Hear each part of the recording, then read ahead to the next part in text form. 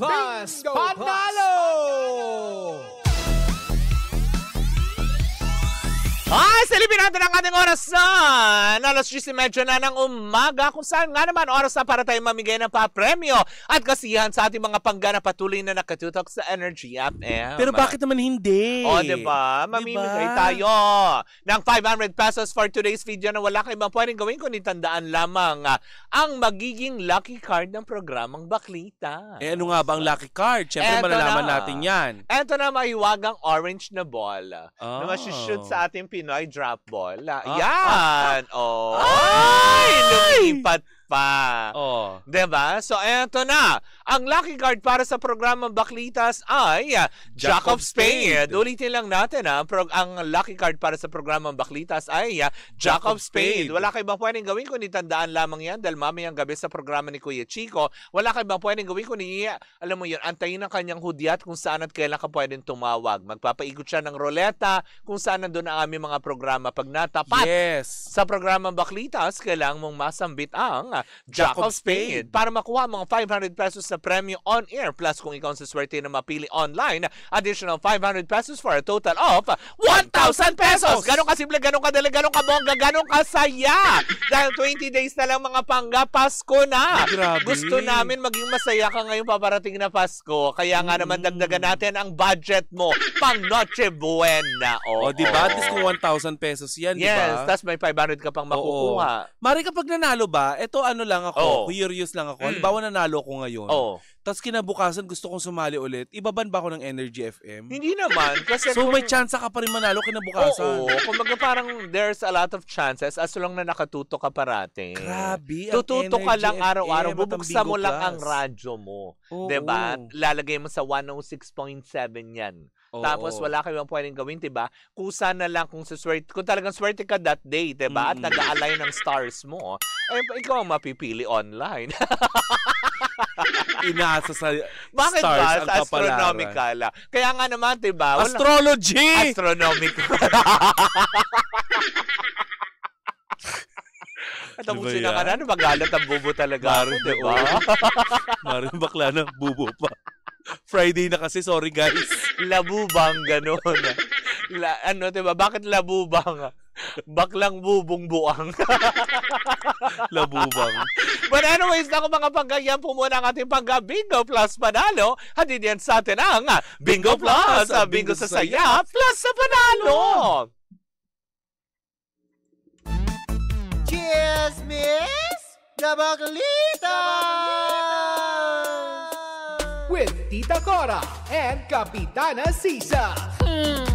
We are number 1, 6.7 Energy FM. Panggawag mong sabihin radyo. Sabihin mo, Energy. Sa magandang umaga pa rin po, Metro and Mega Manila. Second hour ng programang Baklita sa Woo! Muli po ako po sa Kapitana Sisa. At ako naman po si Tita Cora. At syempre sa mga nanonood via our digital platforms on Facebook, TikTok, and of course, sa ating YouTube channel.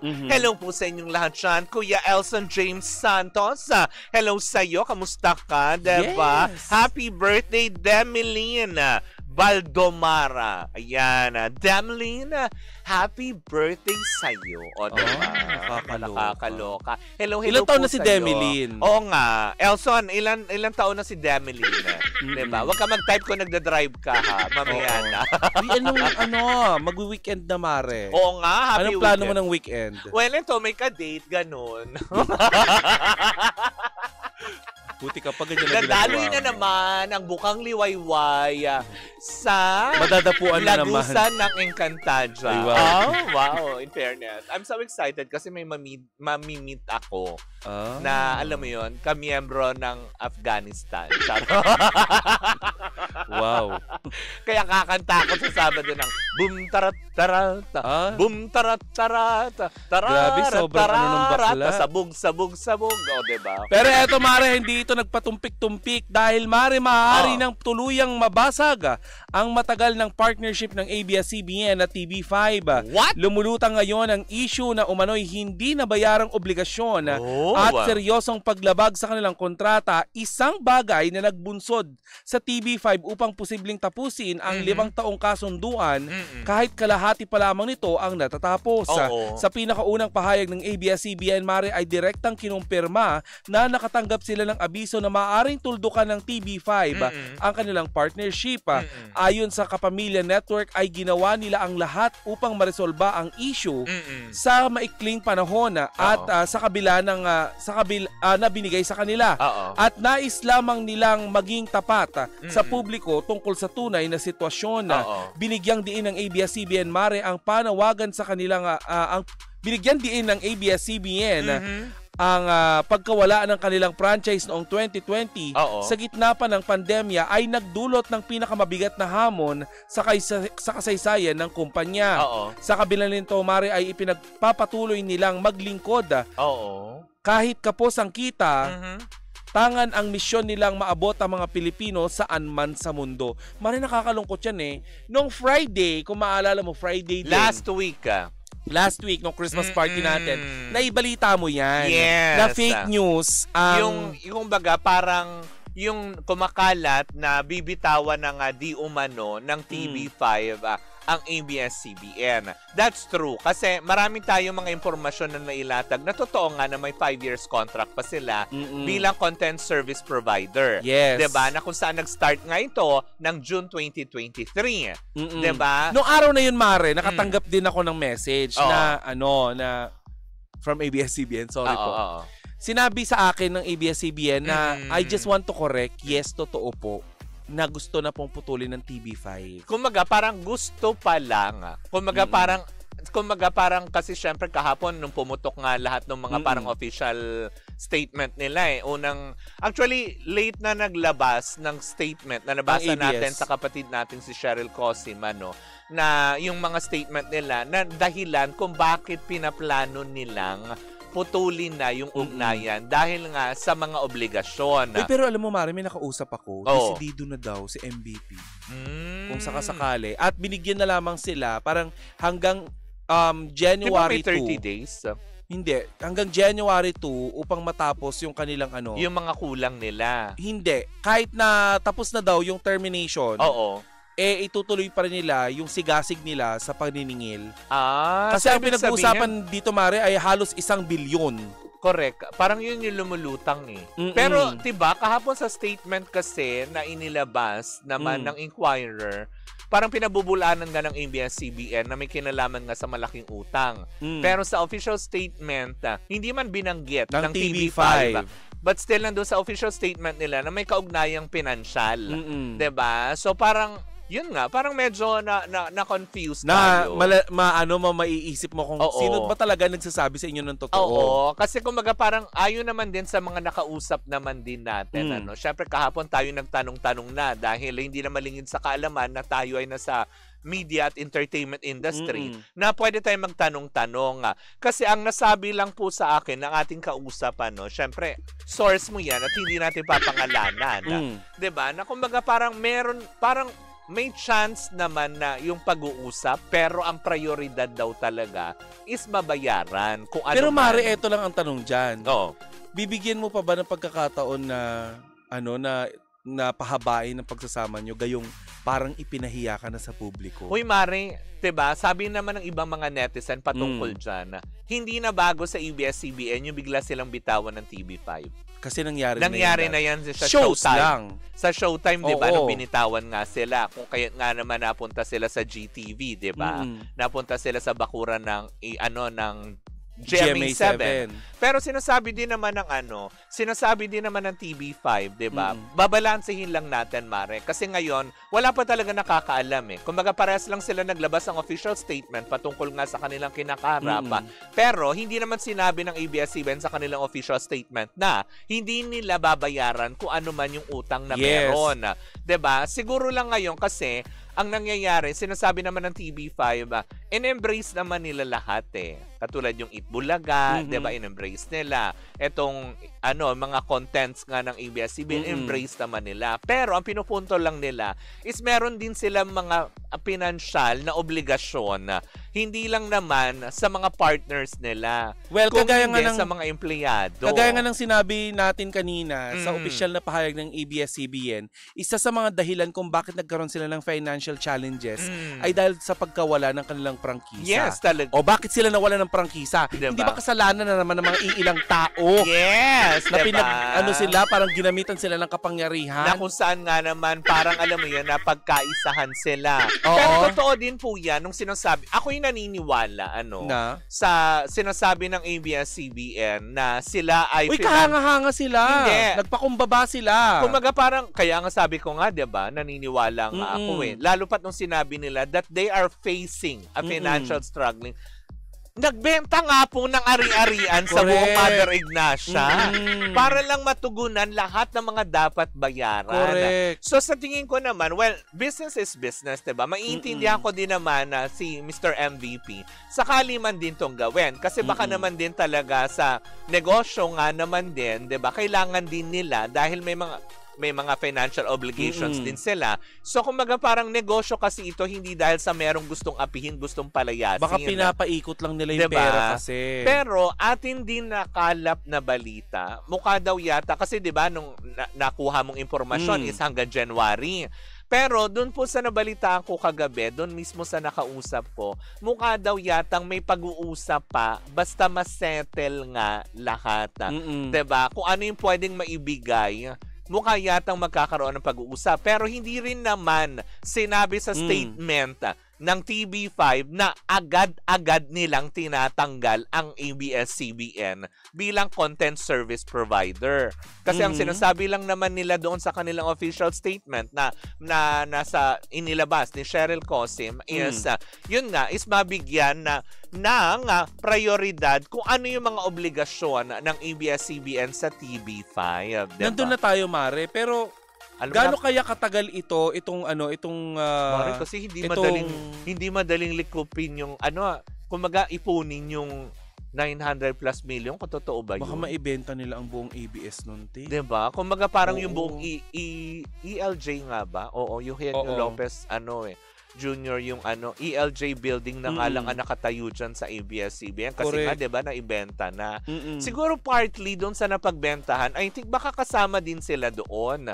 Diba, sa babayaran. Hindi natin sure kasi Mari meron silang studio na tinatayo sa Bulacan. Sa Bulacan. Diba? To be exact is 946.16 million. Oh. Ayan, Mare. Talaga ba? Oo. Kasi diba, hindi rin naman naglabas ng Alam mo, maganda lang din doon. Yung mga nabitawang salita kasi ni MVP, Oo. yung kagaya nung willful fraudulent, yung mga yon, willful fraudulent and repeated refusal, yung mga yung ploy to delay. Sa interview ba niya? Medyo mabigat kasi yun, Mare. Parang napahiya naman ng ABS-CBN. Pero alam mo, na parang lumalabas na partner tayo, hindi kayo marunong magbayad, ganun ba yung parang ganun. Parang ganun. If you're at saka going nagkaroon to read na pala ng between the pag-uusap, lines, Mare, ilang beses na daw ang pag-uusap. Way back pa. Oo, pero ang sabi nga, may mga pagkakataon daw na imbis na makatulong yung pag-uusap, naging pintuan pa ito para mas humaba daw yung binibigay na palugit sa kanila upang mag-remit. Mare, hindi magbayad mag-remit. Kasi Mare, parang may shares, diba? Kasi kung maalala mo, kailan ba natin interview si Jane Oinesa, yung nag-aalab na damdamin ba yun? Nag-aapoy na damdamin? Parang last year. Ang tagal na nun, ate. 3 years ago. So, ibig sabihin yung kita nun, dapat may shares doon ng kasi co-produce sila doon ni TV5 at saka ni ABS-CBN. So isa yun sa mga sa mga pinaghahatian nila. Oo. So ang tagal na nun, Marce.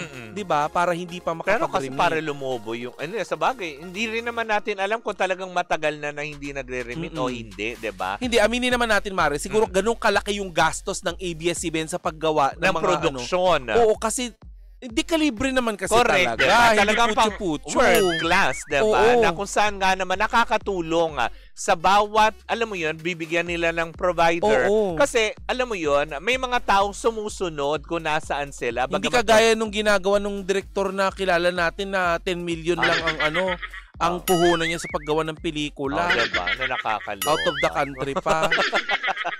Ano yun? Vlog? Kaya nga nasa facade na lang sila. Oy, nasa facade! Pero yun na nga, sabi ng ilang mga netizen, lalo ng ibang mga kapamilya supporters, hindi na bago sa kanila na etseporahin nga sila, diba? Pero ang iniisip ko ngayon, kung matatapos ang kontrata nila with with TV5, saan mapapanood itong mga shows na to? Well, yun naman din ang sinabi sa statement mismo ng ABS-CBN na sila ay hahanap pa din ng paraan na para matugunan na alam mo, diba? May nakapangita ako. Naawa ako. Nalulungkot naman kasi ako. Saan tatahan ang mga taong kailangan ng tahanan na para kang alam mo yung nakatira ka sa tiyahin mo. Hindi, oo. Pero tapos sinusumbatan ka. Oo, hindi. Pero Mare, kasi ganito yan. Kasi para din yan sa nangungupahan ka eh. Pag ilang buwan ka na din hindi nagbabayad, natural yung may-ari, palalayasin ka. Pero hindi ka papahiyain. Oo. Hindi, siguro kasi negosyo nga. Yun nga lang siguro yung mali doon. Kasi may mga nabitawang salita, ha? Hindi ko naman sa sinasabing mali yung naging desisyon ni MVP kasi negosyante siya eh. Yes. Diba? Baka naman din kasi ang hirap pala umutang kay MVP. Negative eh. Hindi yun utang. Shares nila yun talaga na baka kasi sa industry, alam naman natin, Mare, na oo, nakapag-produce ka, pero yung collection kasi doon sa mga sponsors, sa mga hindi naman din agad kasi na nababayaran yun ng mga sponsor. Ang tanong, kasi may terms din. After removing ABS-CBN shows na pinoproduce ng ABS-CBN, if ever matuloy, Mare, sa January 2, what will happen to the ratings? Ayun lang. Diba? Kasi yung mga netizen ngayon all over social media, diba, sinasabi nga nila, diba, nung pumutok ito kahapon na, may mga naglipatan dyan, diba? Number one, very good example, sabi ng ilang netizen, Megastar Sharon Cuneta. Yes. Ano nangyari? Bumalik din sa ABS-CBN, diba? Tapos pangalawa, sino pa ba? Diba, katulad nito si Yasi Pressman. Iniwan ng probinsyano para lumipat sa TV5 pero ngayon bumalik dahil may roha. Kaya nalate ako ng 4 na minuto nung yesterday. Nung isang araw. Dahil nga gusto kong abangan kung makikita ko dun si Coco. Diba? Dahil nung Friday pa lang narinig ko na maglalabas na nga ng statement ng TV5 na parang makikipaghiwalay na sila sa ABS. Gusto kong tanungin, i-shotgun interview na si Coco sana. Pero hindi kami nagkaroon ng pagkakataon na magkita dyan sa Pandakan. Correct. Kung totoo ba yun? Kasi kung totoo, karapatan ng taong bayan na malaman kung saan kayo mapapanood. Tatapusin nyo na ba ang Batang Quiapo? Correct, diba? Sa Netflix na lang ba? Sa Amazon? Sa hindi may A to Z pa sila. Diba? Oo, pero Mari, iba kasi ang hatak. Higante kasi talaga ang TV5. In fairness naman, big network naman big din network talaga. So parang ang iniisip tuloy ngayon is magbukas kaya ng panibagong pinto, GMA7. ang GTV. Oo. Kasi baka doon pwede nilang ibigay. Kasi parang, kapag kinuha ang mga shows na yon, yung Batang Quiapo sa Mare, kasi, diba, ang sa akin lang naman diba, parang para lang mabalanse is, siguro may mga pagkukulang sa ibang mga shows. Pero di sana din kasi kung talagang hindi sila kasi nagbabayad. I'm not defending ABS-CBN dahil for the sake lang na naglabas kasi po kayo parehas ng official statement na wala naman din nagsasabi na totoong tinatapos na natin ito sa mga official statement nyo. Kung hindi, parang puro hanging pa din yung nakalagay sa mga official statement. Parang tipong, teka sandali, di sana nagka-problema din sila sa GMA. Lalo pa nandun ang Showtime. Diba? Di sana GMA nagreklamo din. Diba na, hindi totoo yan, hindi nakakabayan. Keme. Baka totoo nga yung sinasabi nga ng ABS-CBN na nagkaka-problema lang sila dahil syempre sa dami nung simula mawalan sila ng prangkisa 2020, ang dami nilang kailangan bayaran. Taxes na naiwan. Yung mga back pay ng mga tinanggal ng empleyado. Syempre sa ibang mga newly produced shows. Yes, diba? Na kailangan nilang punan. Baka kasi yung pinagbentahan din ng property, pinapachi-pachi nila para mabigyan lahat. Diba? And of course, Mare, linawin lang din natin sa lahat ng ng mga taga TV5 at ABS-CBN na sana wag nyong sikilin or pahintuin yung mga tao sa pagkokomento. Naglabas kayo ng inyong mga pahayag sa isa't isa. Yes. Subject kayo for comments. Correct, diba? Hindi nyo po maaalis sa mga tao ang mag-isip dahil hindi naman po mga bobo yung nanonood at sumusubaybay sa inyo. Nagpa-press con nga po kayo nung kayo po ay diba, nagsama. Diba? Ngayon pa kayo maghihiwalay kayo. Tapos ngayon, parang diba, sana lang talaga na naayos. Pero we're still praying na sana wag naman. Pero kasi may mga ibang kapamilya supporters na sinasabi Mare, bigyan mo nga ako ng isang magandang look kung ano kayang itsura ngayon ni Miss Annette Gozon. Nangyayari. Hindi ko rin masabi, baka naghihintay siya. Diba? Na parang dito tipong... lang kami. Oo, na parang tipong... Kasi diba, pwede naman din siguro kasi may mga ibang avenues din ng Hindi kayo nagsiselos ang TV5 sa GMA7? Kasi nandun... Sorry, gusto ko lang tanungin ito. Dahil sa Showtime? Hindi, kasi binitawan... nandun ang Itbulaga. Sila naman ang bumitaw sa Showtime. Hindi naman sa Showtime ang umalis. Correct. Dati nilang oras yun, diba? Binitawan naman sila. So, tingin mo? Ito, inampun. Hindi ko rin... Baka.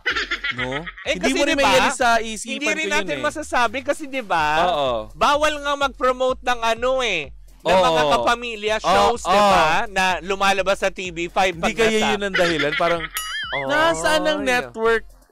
More network. Akala, hindi, GMA kasi nagsabi nun So ano to, posible bang makakita tayo ng pagsasanib puwersa ng dalawang malaking network?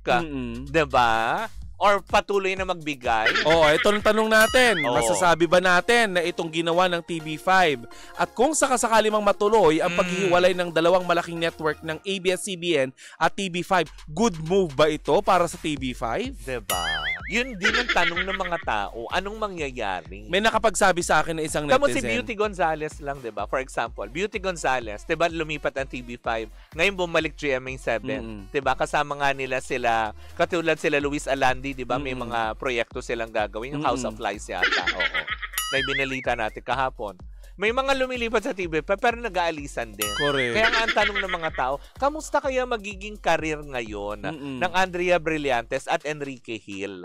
Diba? Na nakakaloka. Basta ako sa TV5, full support ako kay Ashtin Olviga. Yes. I love her. We love you, anak. I love you so much, girl. Diba? Keep it up. Madidiscover ka pa din sa maraming, alam mo, maraming oportunidad na pwedeng magbukas sa'yo. Just keep it up. Kayong dalawa ni Andres Mulaka. I love saka you mga both. kasama nila sa sa Mutyanang Section E. Diba? Yes. Nakakaloka. Anyway. Ay, nako, mahaba pa ang usapin na ito dahil kung totoo man na ititigil na o hindi, malalaman pa rin natin yan sa mga susunod na araw. Grabe, batuhan sila in public ng Pero sana as professional, 'di ba? Mag-set kayo ng alam mo 'yon, executive meeting. Oo nga. Hindi session meeting. Pero kasi Mari sinabi na nga na nagawa na nila 'yon, may mga pagpupulong. 'Di ba?